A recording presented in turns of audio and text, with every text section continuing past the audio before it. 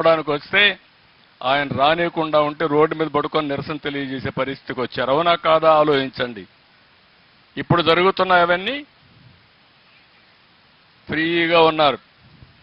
అవునా కాదా? ఫ్రీగా ఉన్నారా లేదా? మీరు స్వేచ్ఛ వచ్చిందా లేదా?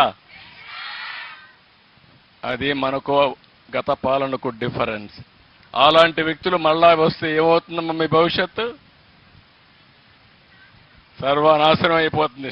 స్టేట్ పోతుంది, మీ భవిష్యత్తు ఉండదు, అందరం అంధకారమయ్యే పరిస్థితి వస్తుంది. మన స్వార్థం మొట్టమొదటిసారిగా వారు చెప్పింది నేను చూశాను. ఎక్కడికి పోయినా నేను మాట్లాడుతూ ఉంటే ఎవ్వరూ నవ్వేవాళ్ళు కాదు, ఎవ్వరూ రెస్పాండ్ అయ్యేవాళ్ళు కాదు. మాకే ఆశ్చర్యం వేసేది, ఏం చెప్పాలో మాకు అర్థం కాకుండా. మేము చేయగలిగింది మొట్టమొదటిసారిగా 5 కోట్ల మందికి స్వాతంత్రం తేగలిగాం మేము, పవన్ కళ్యాణ్ గారి మళ్ళీ ఒకసారి ఈ రాష్ట్రంలో. అది మొదటి విజయం. ఇప్పుడు ఇక్కడి నుంచి ఏ విధంగా మిమ్మల్ని అందరూ నిన్న ఒకసారి చూశారు, వ్యవస్థలు ఎంత నిర్వీర్యం అయిపోయినాయంటే, ఎవరో ఒక అమ్మాయి బాంబే కాదంబరి చూశారు కదా నిన్న. ఈరోజు వింటున్నారా మీరు? వింటున్నారా? ఆ అమ్మాయి సినిమా యాక్ట్రెస్ కూడా.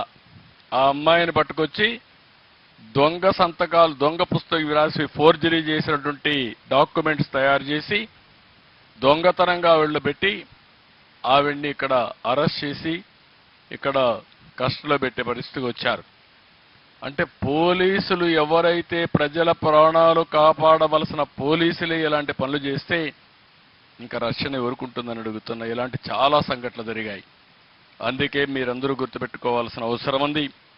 భవిష్యత్తులో ఒకటే మీ అందరికీ హామీ ఇస్తున్నాం, మీరందరూ మేము మీ భవిష్యత్తు కోసం పనిచేస్తున్నాం, రాష్ట్ర భవిష్యత్తు కోసం పనిచేస్తున్నాం.